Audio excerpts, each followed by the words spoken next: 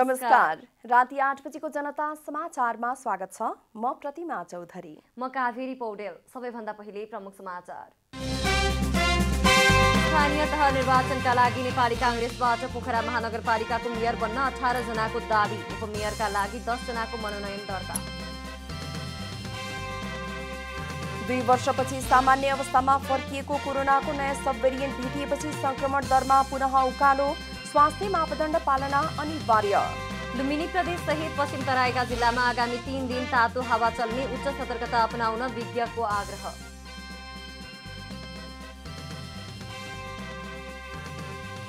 तटीय शहर मारिपोलमा खटिएका युक्रेनी नागरिक सैनिकलाई आत्मसमर्पण गरी जीवनदान दिने रुसको प्रस्ताव। हतियार बिसाउन आजसम्मको अल्टिमेटम। र एएफसी एसियन कप छनौट अघि नेपालले अफगानिस्तानसँग 2 मैत्रीपूर्ण खेल खेल्ने एन्फाको प्रस्ताव अफगानिस्तानद्वारा स्वीकार।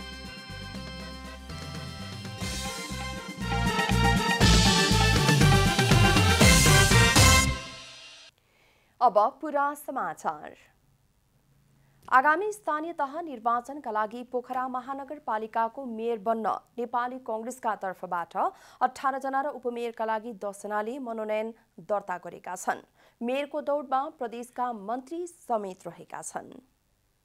नेपाली कांग्रेस पोखरा महानगर समितिले आगामी 30 वैशाखमा हुने चुनावका लागि पार्टीको तर्फबाट उम्मेद्वार छान्न आइतबार आकांक्षीहरूको मनोनयन लिएको छ। चिप्लेडुङ्गा स्थित नेपाली कांग्रेस कास्कीको पार्टी कार्यालयमा आइतबार बिहान 11 बजेदेखि दिउँसो 4 बजेसम्म मनोनयन लिएकोमा मेयरमा 18 र उपमेयरमा 10 जनाले मनोनयन दर्ता गराएको कांग्रेस पोखरा महानगर सचिव गणेश थापाले जानकारी दिनुभयो।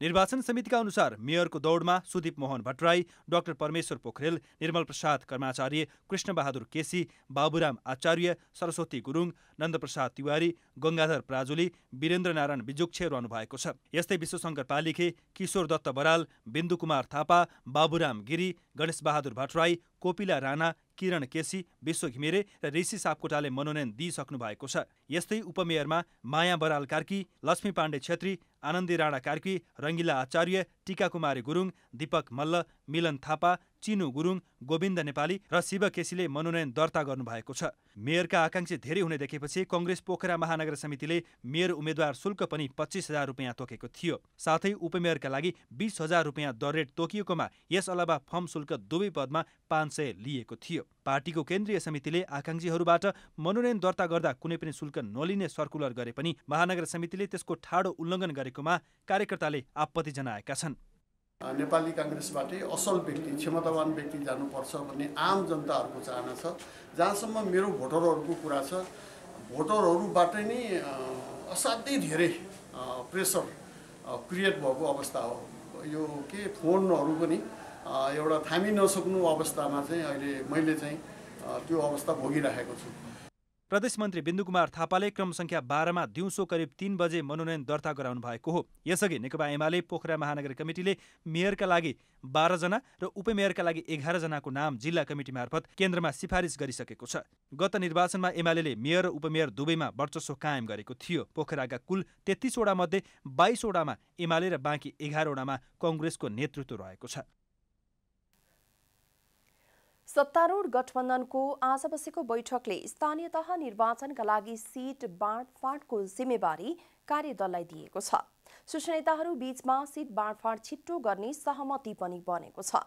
कांग्रेस वरिष्ठ नेता रामचन्द्र पौडेल नेतृत्वमा निर्वाचन तयारी तथा अनुगमन समिति यसअघि नै बनिसकेको छ। जिल्लाबाट आएका प्रतिवेदनमाथि छलफल गर्ने र टुङ्गोमा पुग्ने सहमति बनेको छ। कार्यदलले सीट बाँडफाँडको प्रस्ताव शीर्ष नेताहरूमाझ प्रस्तुत गरेपछि मात्रै अन्तिम निर्णय गरिने जनाइएको छ। महानगर र उपमहानगरको टुङ्गो केन्द्रले लगाउने निर्णय भइसकेको छ। नेकपा एमालेलाई राजनीतिक रूपमा पराजय गर्नका लागि गठबन्धन एक ढिक्का हुने भएर चुनावमा जाने सम्भावना जति देखिन्छ उति नै गठबन्धनमा भागबण्डा मिलाउन कठिन देखिन्छ। मुख्य घटक नेपाली कांग्रेसभित्र गठबन्धनको पक्ष र विपक्षमा आवाजहरू उठिरहेका छन्। संघीय निर्वाचनसम्म गठबन्धनलाई लैजाने रणनीति तय गर्ने सोचाइमा नेपाली कांग्रेस नेतृत्वको गठबन्धनको चाहनाले कांग्रेसभित्र नै गठबन्धनको मुद्दा पेचिलो बन्दै गएको छ। गठबन्धनलाई भने पार्टीहरूको आफ्नै बुझाइले ग्रहण गरेका छन्। एकीकृत समाजवादीले काट्ने मत र स्वाभाविक जितको आकलन। नेपाली काङ्ग्रेसभित्र कम्युनिस्ट विभाजन हुँदा जित्न सकिने क्षेत्रका नेताहरू गठबन्धन गर्न चाहेका छैनन्। त्यसमध्ये पनि थोरै मतान्तरले हारेका क्षेत्रमा भाग नलगाए पनि जितिने पक्षमा छन्। अर्थात् नेपाली काङ्ग्रेसमा आफै जित्ने क्षेत्रमा गठबन्धनको आवश्यकता कम महसुस गरिएको छ। उदाहरणका लागि बाँकेको कोहलपुर र जानकी पालिकामा एमालेसँग 100 मतान्तरले हारेको काङ्ग्रेस एमाले विभाजनको कारण स्वाभाविक जित हासिल गर्नेमा ढुक्क छ। इतर गठबन्धन बनेर काङ्ग्रेसलाई हराउने ठाउँको पूर्व आकलन। बाराको कलैया उपमहानगरपालिकामा नेपाली काङ्ग्रेसले 10,900 मत प्राप्त गर्दा उपेन्द्र यादव नेतृत्वले 9,400 र माओवादी केन्द्रले 4,300 मत प्राप्त गरेको थियो। यदि नेपाली काङ्ग्रेसले गठबन्धन गर्ने निर्णयलाई प्रभावकारी रूपमा लागू नगर्ने हो भने आफू इतरको गठबन्धन बनेर हराउन सक्ने डर भने उसलाई छ। एमालेलाई हराउनका लागि गठबन्धनमा केन्द्रको जोड तर काङ्ग्रेसमाथि दबाव। नेकपा एमालेको प्रभाव रहेको मानिने पोखरा महानगरपालिकामा यसअघि नेपाली काङ्ग्रेसलाई माओवादी केन्द्रले समर्थन गर्दा समेत एमालेभन्दा करिब 14,000 मतान्तरले पछाडि परेको थियो। त्यस क्षेत्रमा 3,000 मत प्राप्त गरेको उपेन्द्र यादव नेतृत्वको पार्टी र नेकपा एमाले विभाजन भएर नेकपा एकीकृत समाजवादीले ल्याउने मत मिलाउन सक्ने हो भने काङ्ग्रेसका लागि राजनीतिक प्रतिस्पर्धीका रूपमा एमालेको किल्ला भत्काउनु फलदायक देखिन्छ। तर त्यसका लागि एकीकृत समाजवादीलाई यहीँ वा अर्को कुनै क्षेत्रमा भाग लगाउनु पर्दा भने काङ्ग्रेसलाई गाह्रो परेको छ। जितको अनिश्चितताको अन्त्य गर्ने प्रयास। कतिपय क्षेत्रमा एक्लै लड्दा गठबन्धनका कुनै दलको जित निश्चित छैन। बाराको जितपुर सिमरा उपमहानगरपालिकामा नेकपा एमाले 14,800 मत ल्याउँदा नेपाली काङ्ग्रेसले 11,900 र नेकपा माओवादी केन्द्रले 11,200 मत प्राप्त गरेका थिए।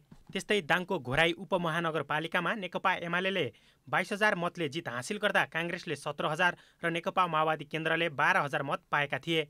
दुवै क्षेत्रमा काङ्ग्रेस बाहुल्य भए पनि कसैको पनि जितको लागि ढुक्क बन्ने अवस्था छैन। तर एक ठाउँमा भए पनि सिट प्राप्त गर्नका लागि अर्को क्षेत्रमा आफू पछाडिकै दलहरूको लागि समेत भाग लगाउन काङ्ग्रेसलाई कठिन देखिएको छ। काङ्ग्रेससँग अन्य दलको मोलमोलाई। बाँकेमा नेपालगञ्ज उपमहानगरका अलावा काङ्ग्रेसले जितेका 2, जसपाले जितेका 1, एमाले जितेका 4 पालिका गरी 7 पालिका छन्। एमाले जितेका 4 मध्ये 3 पालिका र नेपालगञ्ज उपमहानगरमा काङ्ग्रेस उपविजेता बनेको थियो। एक पालिकामा भने माओवादी केन्द्र विजेता बनेको थियो। तर नेपालगञ्ज उपमहानगरमा काङ्ग्रेसभन्दा पनि पछि रहेको जसपाले दाबी गर्दै बैठकबाट बाहिरिँदा गठबन्धन बिथुलिएको थियो। उपमहानगर नै दिनुपर्ने काङ्ग्रेससँग जसपाको माग र आफू विजेता र उपविजेता बनेका मध्येबाट आफूभन्दा पनि कमजोर जनाधार भएको दललाई छोड्नुपर्दा स्थानीय नेताहरू सन्तुष्ट हुने अवस्था काङ्ग्रेसभित्र छैन। त्यसले एमालेको राजनीतिक पराजयको लागि गठबन्धनको आवश्यकता देखेको अन्य ठाउँमा समेत गठबन्धन बिथुलिने देखिएको छ। केन्द्रीय नेतृत्वले भने समग्रमा हेरेर भाग लगाउन खोजे पनि कतिपय क्षेत्रमा आफूहरूभन्दा कम मत भएको पार्टीलाई भागबण्डाको नाममा ठाउँ छोड्नुपर्दा स्थानीय नेताहरूमा असन्तुष्टि झाँगिएको देख्न सकिन्छ। जनता टेलिभिजनका लागि विकास पौडेल, काठमाडौँ। वैशाख 30 गते स्थानीय तहको निर्वाचन हुने भएपछि संसदको बजेट अधिवेशन बोलाउने सम्बन्धमा अन्योलता देखिएको छ। संवैधानिक व्यवस्था अनुसार जेठ 15 गते सरकारले बजेट ल्याउनुपर्ने भए पनि तयारी सुरु गरिएको छैन।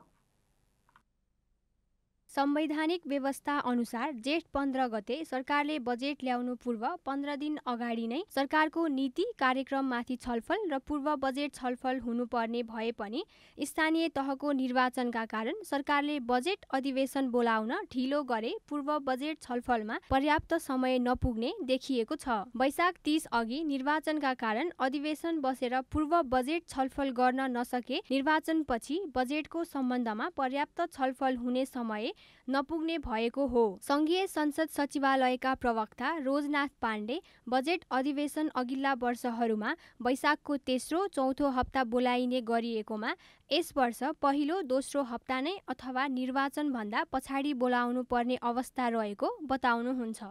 अब अहिले चाहिँ स्थानीय चुनाव वैशाख 30 गते भएको हुनाले त्यो अधिवेशन सुरु हुने समय चाहिँ अगाडि वा पछाडि हुन सक्ने सम्भावना चाहिँ प्रबल बनेको छ। त्यो चाहिँ सरकारले आफ्नो अनुकूलतामा बोलाउने कुरा भयो। अब 10-11 गतेदेखि नोमिनेसन लगायत प्रचार प्रसारका कुराहरू अगाडि बढिरहेको अवस्था छ।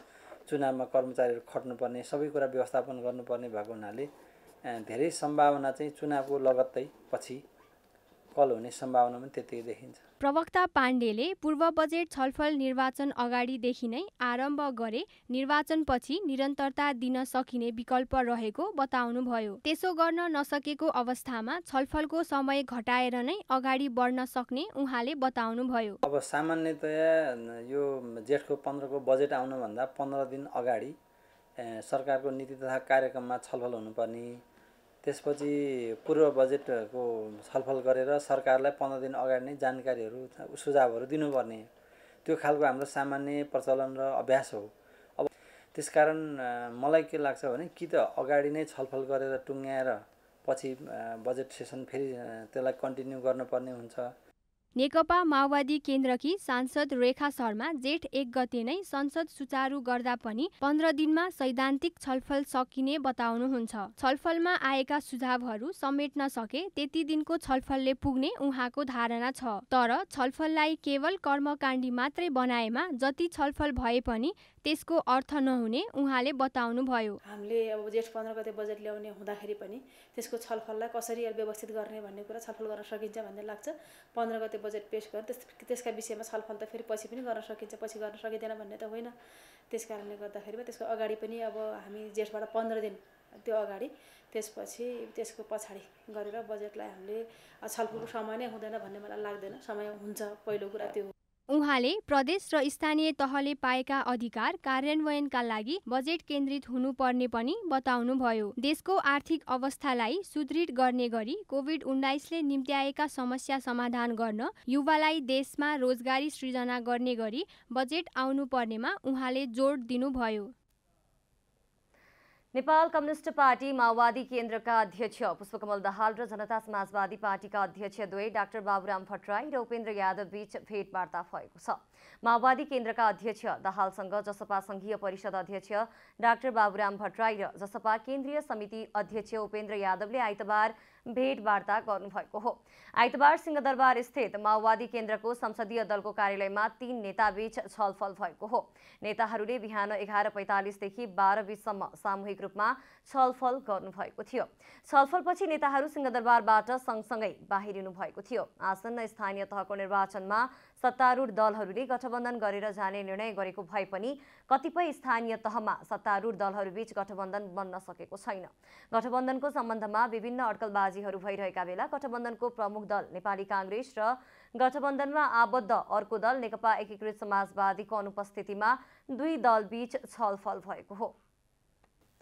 नेपालका आधा जनसङ्ख्या भन्दा बढी मानिसहरू कृषिमा आश्रित छन्।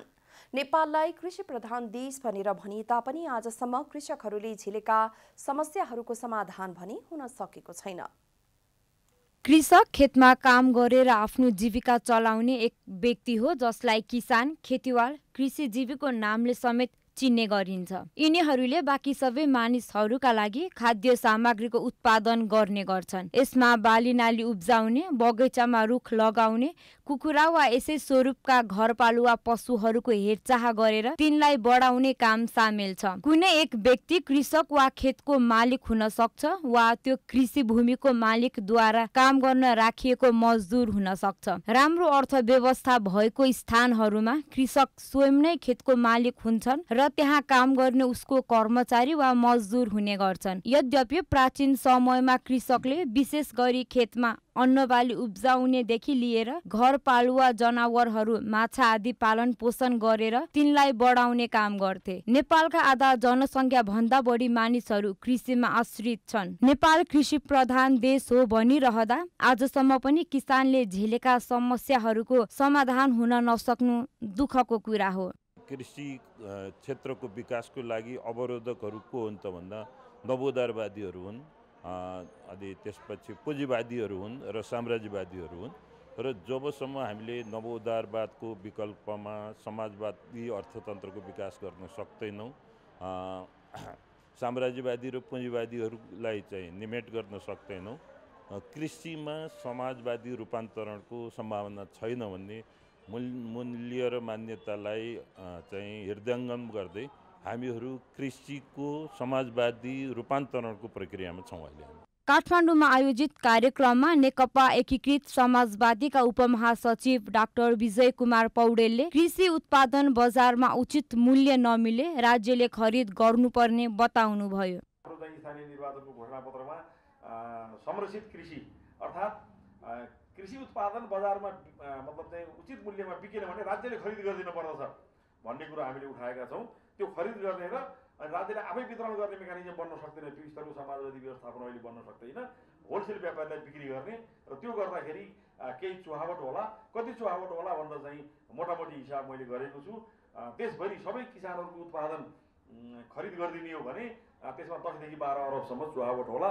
कृषि उत्पादन भए पनि बजारमा हाहाकार हुने समस्याले कृषकहरू मारमा परेका छन्। राज्यले कृषिका लागि छुट्टै बजेट विनियोजन गर्नु आजको आवश्यकता हो। जसरी यो चाहिँ त बजारको अभावमा आफ्नो श्रमसिप लगाएर उत्पादन गरेका चिज सडकमा फाल्नुपर्ने अथवा गाईका दुधको पोखेर चाहिँ त सारा सडक सेतै बनाउनु पर्ने जुन अवस्था छ त्यो अवस्था नरहन आउँदैन भन्ने कुरामा हामी सोच्दछौँ। यसमा पनि एउटा कुरो अझ विचार पुर्याउनु पर्ने कुरा के रहेछ भन्नु होला भने हाम्रा कृषि उत्पादनहरू हुन्छन् तर हामी बजारमा जहिले पनि हाहाकार देख्छौँ। किन? कार्यक्रममा उपस्थितहरूले किसानहरूको हकहितका लागि राज्यले गतिलो भूमिका खेल्नुपर्ने बताएका थिए। क्यामेरामा जेपी श्रेष्ठका साथ यशोधा चौलागाई, काठमाडौँ। झण्डै 2 वर्षपछि सामान्य अवस्थामा फर्किएको कोरोना भाइरसको नयाँ सब भेरिएन्ट भेटिएपछि संक्रमण दरमा पुनः उकालो लागेको छ। अमेरिकाको न्युयोर्कमा कोरोनाको नयाँ सब भेरिएन्ट भेटिएसँगै विश्व पुनः एकपटक कोरोना महामारीको चपेटामा पुग्न सक्ने विश्व स्वास्थ्य संगठनले जनाएको छ। अमेरिकाको न्युयोर्कमा ओमिक्रोनको नयाँ सब भेरिएन्ट पत्ता लागेको छ, जसलाई BA.2.12 र BA.2.12.1 नाम दिएको छ। BA.2.12 मा BA.2 को 23% र BA.2.12.1 मा 27% भन्दा बढी उत्परिवर्तन भएको प्रारम्भिक अध्ययनले देखाएको छ। नयाँ देखिएका सब भेरिएन्टका कारणले नै न्युयोर्कमा कोरोना संक्रमण बढ्दै गएको अनुसन्धानले देखाएको छ। हाल अमेरिकामा 80% संक्रमणको कारण BA.2 ओमिक्रोनलाई लिएको छ। यी दुई सब भेरिएन्ट अमेरिकामा पहिलो पटक पहिचान गरिएको हो।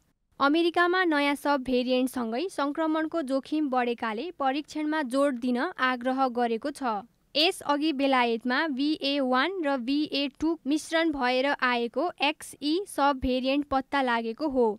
पछिल्लो समय बेलायतमा फैलिएका अन्य 3वटा सब भेरिएन्टलाई हाइब्रिड भेरिएन्ट भनिएको थियो।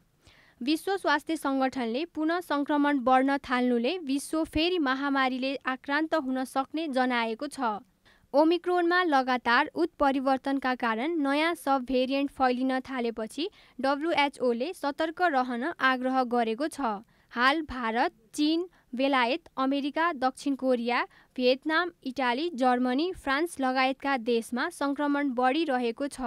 त्यस्तै भारतका केही स्थानमा पनि कोभिड संक्रमण बढ्न थालेको छ।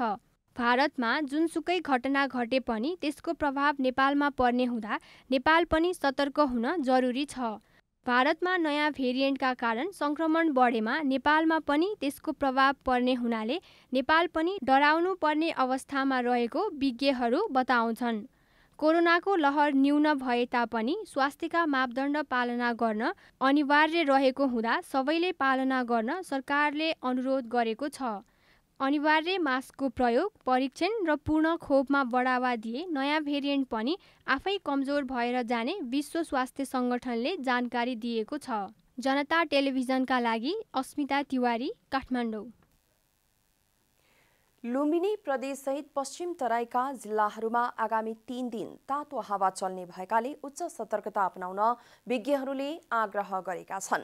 भारतको मौसम विभाग र ब्याङ्कक स्थित क्षेत्रीय बहुप्रकोप केन्द्र राइम्सद्वारा जारी पूर्व चेतावनी अनुसार नेपालको लुम्बिनी प्रदेशसहित पश्चिम तराईका जिल्लाहरूमा वैशाख 5, 6 र 7 गते हिट वेभ तातो हावा चल्ने देखिएको छ। 40 डिग्री भन्दा माथिको तापक्रमलाई हिट वेभ अर्थात् लू भन्ने गरिन्छ। जल तथा मौसम पूर्वानुमान महाशाखाले जारी गरेको अभिलेख अनुसार देशका 7 स्थानमा 40 डिग्री सेल्सियस भन्दा माथि तापक्रम पुगेको छ। यो अघि नै विज्ञहरूले नेपालमा यस वर्ष तापक्रम बढ्नेतर्फ सचेत गराउँदै आएका थिए। जलवायु तथा विपद विज्ञ डाक्टर धर्मराज उप्रेतीले वैशाखको 5 गतेदेखि लगातार 3 दिनसम्म पश्चिम तराईमा तापक्रम अत्यधिक वृद्धि हुने बताउनु भएको छ।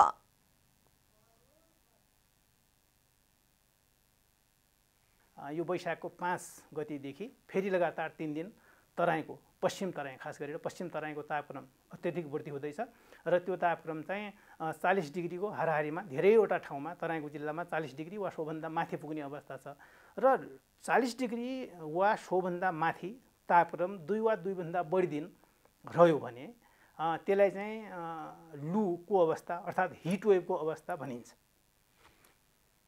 जलवायु विज्ञ डाक्टर उप्रेतीले अहिले औसत पृथ्वीको तापक्रम 1.1 डिग्री रहेको र भारतले जारी गरेको 122 वर्षको आँकडामा 1.86 डिग्री सेल्सियसले तापक्रम औसतमा बढेको देखिएको बताउनुभयो। जलवायु विज्ञ डाक्टर उप्रेतीले अहिले चुनावी माहौल भएकाले बढ्दो तापक्रमको असरबाट बस्न चुनावी कार्यक्रमलाई थोरै समयमा सीमित गरेर जान सुझाव समेत दिनुभयो। माध्यमिक शिक्षा परीक्षा एसईई यही वैशाख 9 गतेबाट हुने निश्चित भएको छ। विगत 2 वर्षदेखि कोरोना भाइरसको कारण माध्यमिक शिक्षा परीक्षा एसईई यही वैशाख 9 गतेबाट हुने भएको हो। कोभिडका कारण ती 2 वर्ष आन्तरिक मूल्याङ्कनबाट विद्यार्थीहरूलाई एसईई पास गराइएको थियो। राष्ट्रिय परीक्षा बोर्डले एसईई परीक्षाका लागि देशभर 2007 परीक्षा केन्द्र तय गरेको जनाएको छ। ती केन्द्रहरूमा बोर्डले तयार पारेका प्रश्नपत्रहरू पठाइने र सोही आधारमा कोरोना काल भन्दा अगाडिको जस्तै गरी परीक्षा सञ्चालन हुनेछ। प्रश्नपत्रहरू पनि जिल्ला पठाइसकिएको छ।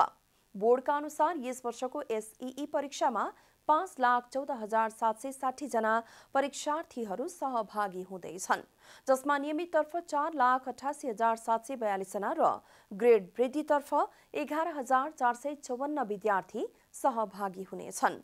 परीक्षाका क्रममा आधारभूत स्वास्थ्य मापदण्ड भने अपनाउनु पर्नेछ। सरकारले आफ्नो लक्ष्य अनुसार कोरोना विरुद्धको खोप अभियानमा सफलता हात पारेको दावी गरेको छ। 2078 चैत्र मसान्तसम्ममा 18 वर्ष माथिको सबै जनसङ्ख्यालाई पूर्ण मात्रा खोप लगाउने लक्ष्य लगभग पूर्ण भएको स्वास्थ्य तथा जनसङ्ख्या मन्त्रालयका सहप्रवक्ता डाक्टर समीर कुमार अधिकारीले बताउनुभयो। उहाँले गत वर्षको माघ 14बाट कोरोना विरुद्धको खोप अभियान सुरु गरेपछि चैत्र मसान्तसम्म 18 वर्ष माथिको उमेर समूहलाई लक्षित वर्गमा राखेर अभियान सुरु गरिएको र अभियानमा सरकारले लगभग लक्ष्य पूरा गरेको बताउनुभयो। सहप्रवक्ता अधिकारीले सरकारले यो बीचमा लगभग 95% खोपको पहिलो मात्रा लगाइसकेको बताउनुभयो। अहिले हामीले हेर्यौँ भने कोभिड-19 विरुद्धको खोप अभियान गएको वर्ष माघ 14 गतेबाट शुभारम्भ भएपछि यो बीचमा 1 वर्ष प्लसको अवधिमा हामी जति लक्षित वर्ग थियौँ 18 वर्षभन्दा माथिको जनसङ्ख्यालाई लक्षित वर्गमा राखेर अभियान सुरु गरिएको थियो। यद्यपि पछि 18 वर्षभन्दा मुनिको 12 वर्षभन्दा माथिको उमेर समूहलाई पनि लगाउन मिल्ने खोप चाहिँ सिफारिस भयो। त्यसअनुसार खोप हामीले ल्याउने काम गऱ्यौँ, त्यसरी पनि खोप लगाएका छौँ। सहप्रवक्ता अधिकारीले विभिन्न सञ्चार माध्यममा कोरोना विरुद्धको खोप प्रयोग नगरेर खेरा फालेको भन्ने समाचारप्रति मन्त्रालयको ध्यान आकर्षण भएको बताउनुभयो।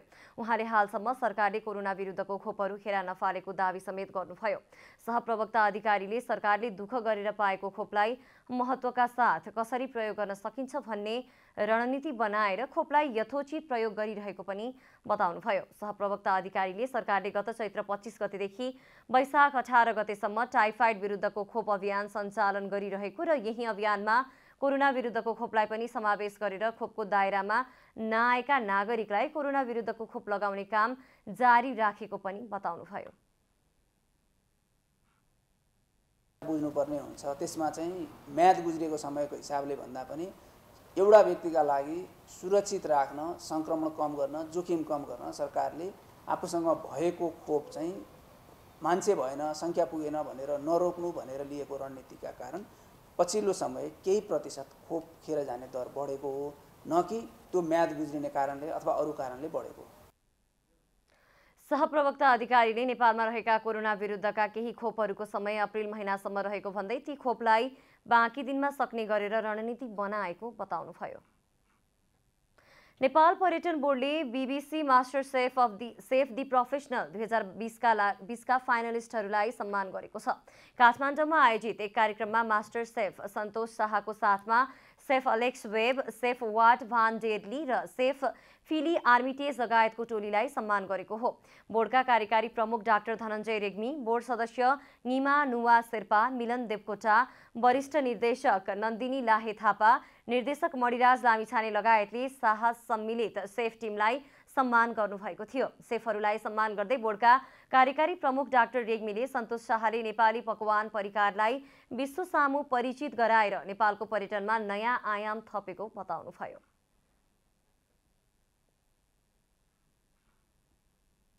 यो वर्षबाट हामी सन्तोष शाहजी र उहाँको टिम उहाँहरूले आएर जुन अहिले हामीलाई हौसला दिनुभएको छ, यसबाट नेपाल पर्यटन बोर्डले चाहिँ अब ग्यास्ट्रोनोमी टुरिज्ममा चाहिँ अलि बढी फोकस गरेर नेपालको एउटा छुट्टै अझ एउटा पहिचान दिने भन्नेमा छौँ र यही अनुसारले नेपाल सेफ एसोसिएसन, सेफ फेडरेसनसँग नि हामीले काम गरिरहेका छौँ। सम्मानित व्यक्तित्व सेफ सन्तोष शाहले नेपाली खानालाई विश्व मञ्चमा पुर्याउन पाउँदा आफूलाई गर्व लागेको बताउनुभयो। उहाँले नेपालको पर्यटन विकासका लागि हिमाल र लुम्बिनी प्रसिद्ध गन्तव्यका साथसाथै नेपाली कला, संस्कृति, पकवान सबैको उत्तिकै महत्त्व रहेको बताउनुभयो। सेफ शाहले आफ्नो साथमा आएको टिमलाई पुनः नेपाल आउन र आफै फेरि नेपाललाई नजिकबाट अनुभव गर्न आग्रह गर्नुभयो। Reach out the people in doing the meeting, and we didn't succeed because they need a more content, they need a more time frame. So if you plan next year, then because of the time, Nepal we have lots of time. We don't have the people, they're like, when is Santosh? 3 months, just 3 months. Now this is too short notice. So it was very, very difficult, but. त्यस्तै chef Alex Webb, chef वाट भान डेडली र chef Philly आर्मिटेजले आफूहरू नेपाल घुम्न, यहाँको कला संस्कृतिको बारेमा जान्न पाउँदा खुसी लागेको बताउनुभयो।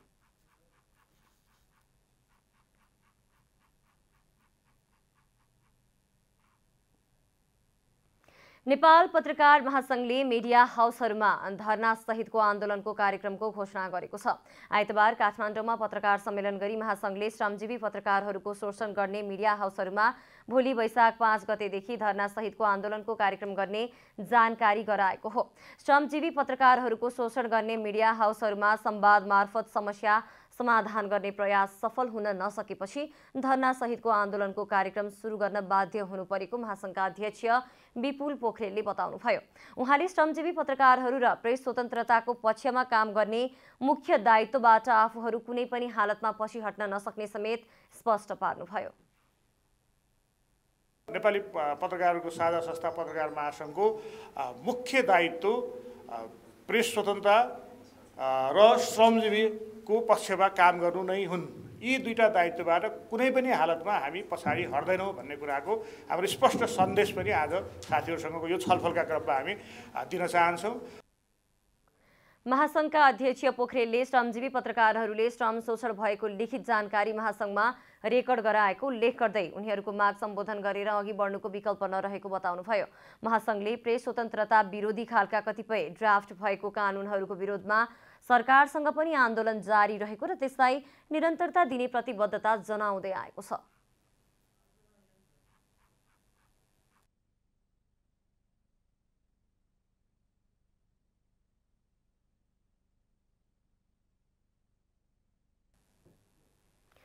अभिनेता पल शाह विरुद्ध जबरजस्तीकरणीको मुद्दामा नाबालिग गायिकाले अदालतमा बयान फेरेकी छन्। आज जिल्ला अदालत तनहुँमा बकपत्र दिने क्रममा उनले जाहेरीमा उल्लेखित विवरणहरू सत्य नभएको बताएकी हुन्। पीडितको तर्फबाट मुद्दा लडिरहेका एक कानुन व्यवसायीका अनुसार आफूले अरूको उक्साहटमा परेर जाहेरी दिन पुगेको दावी गरेकी छन्। नाबालिग गायिका होस्टाइल बनेसँगै मुद्दामा ट्विट आएको छ। बयान फेरेको अवस्थामा अदालतले 6 वर्ष कैद गर्ने कानुनी व्यवस्था गरेको छ। अब आर्थिक समाचार।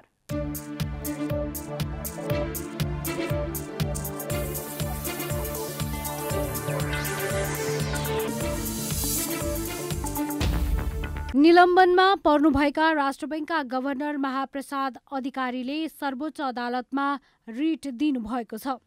आफूलाई कानुन विपरीत निलम्बनको अवस्थामा पुर्याइएको भन्दै मन्त्री परिषदको निर्णय खारेजीको मागसहित अधिकारी रिट निवेदन लिएर सर्वोच्च अदालत पुग्नु भएको हो। रिटबारे जनता टेलिभिजनसँगको कुराकानीमा सर्वोच्च अदालतका प्रवक्ता विमल पौडेलले अधिकारीको रिट निवेदन पेश हुन आएको र अध्ययनको क्रममा रहेको अध्ययनपछि दर्ता हुने कि नहुने भन्ने निर्णय आउने प्रतिक्रिया दिनुभयो।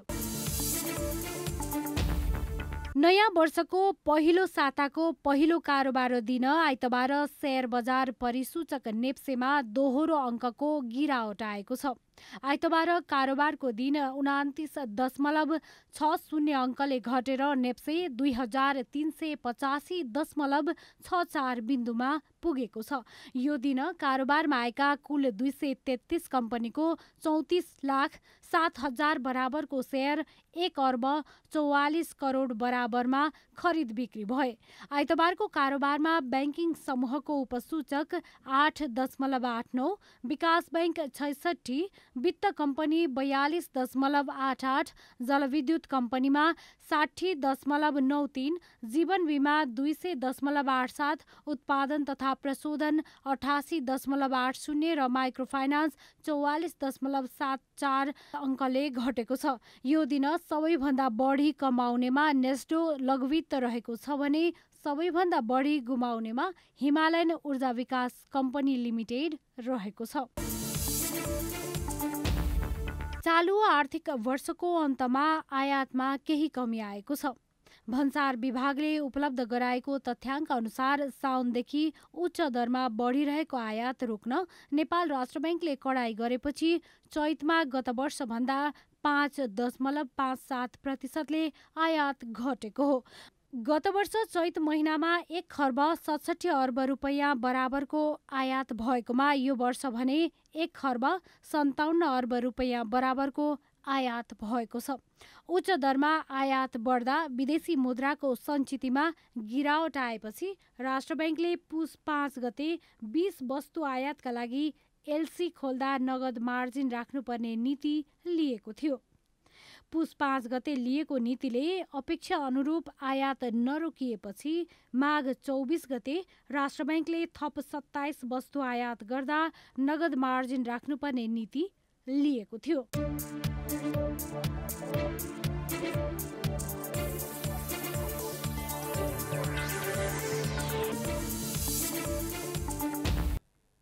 अब खेलकुद समाचार।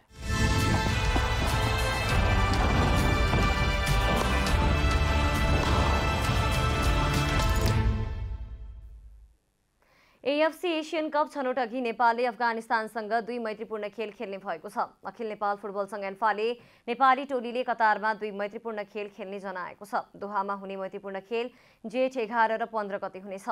एन्फाले मैत्रीपूर्णका लागि अफगानिस्तानसँग प्रस्ताव गरेको थियो। उक्त प्रस्ताव अफगानिस्तानले स्वीकार गरेको एन्फाले जनाएको छ। छनौटका लागि नेपालले शुक्रबारबाट प्रशिक्षण सुरु गरिसकेको छ। मुख्य प्रशिक्षक अब्दुल्लाह अलमुताइरीले बन्द प्रशिक्षणका लागि 25 खेलाडी बोलाएका छन्। छनौटमा नेपाल समूह ए मा रहेको छ। नेपाल रहेको समूहमा कुवेत, इन्डोनेसिया र जोर्डन रहेका छन्। नेपालको समूहको छनौट खेलहरू कुवेतमा आयोजना हुनेछ। हरेक समूहका शीर्ष टोली र 5 समूहको उत्कृष्ट दोस्रो टोली चीनमा आयोजना हुने एशियन कप 2023 मा छनौट हुनेछन्। छनौट खेलहरू जुन 8 देखि 14 सम्म हुनेछ। नेपालले जुन 8 मा जोर्डनसँग खेल्दै छनौटको सुरुवात गर्नेछ। दोस्रो खेलमा नेपालले जुन 11 मा कुवेतको सामना गर्नेछ। नेपालले जुन 14 मा इन्डोनेसिया विरुद्ध खेल्नेछ। अब मौसम समाचार।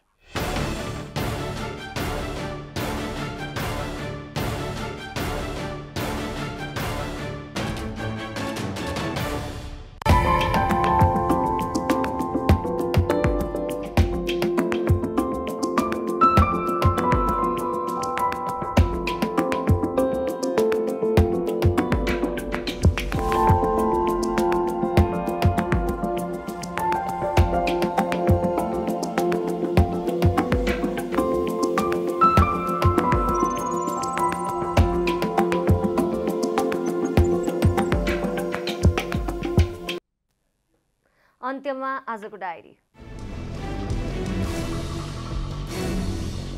वैशाख 30 गते स्थानीय तहको निर्वाचन हुने भएपछि संसदको बजेट अधिवेशन बोलाउने सम्बन्धमा अन्योलता देखिएको छ। संवैधानिक व्यवस्था अनुसार जेठ 15 गते सरकारले बजेट ल्याउनु पर्ने भए पनि तयारी सुरु गरिएको छैन। संवैधानिक व्यवस्था अनुसार जेठ 15 गते सरकारले बजेट ल्याउनु पूर्व 15 दिन अगाडि नै सरकारको नीति कार्यक्रममाथि छलफल र पूर्व बजेट छलफल हुनुपर्ने भए पनि स्थानीय तहको निर्वाचनका कारण सरकारले बजेट अधिवेशन बोलाउन ढिलो गरे पूर्व बजेट छलफलमा पर्याप्त समय नपुग्ने देखिएको छ। सत्तारूढ गठबन्धनको आज बसेको बैठकले स्थानीय तह निर्वाचनका लागि सीट बाँडफाँडको जिम्मेवारी कार्यदललाई दिएको छ। शीर्ष नेताहरू बीचमा सीट बाँडफाँड छिटो गर्ने सहमति पनि बनेको छ। कांग्रेस वरिष्ठ नेता रामचन्द्र पौडेल नेतृत्वमा निर्वाचन तयारी तथा अनुगमन समिति यसअघि नै बनिसकेको छ।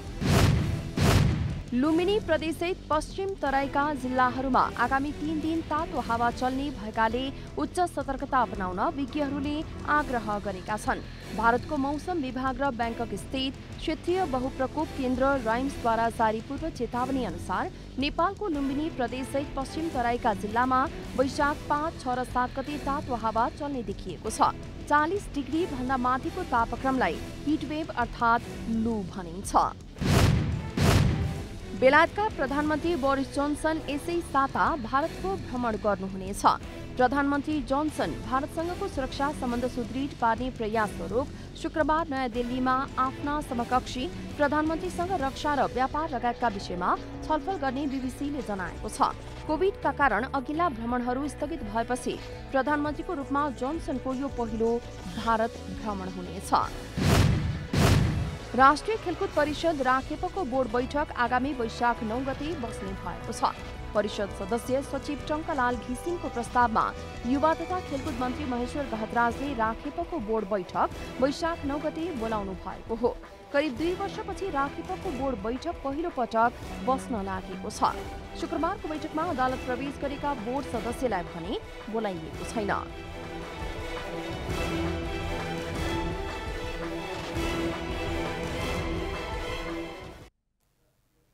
जनता समाचार अहिलेलाई यति नै।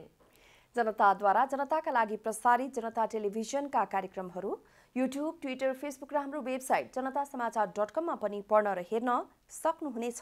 नमस्कार।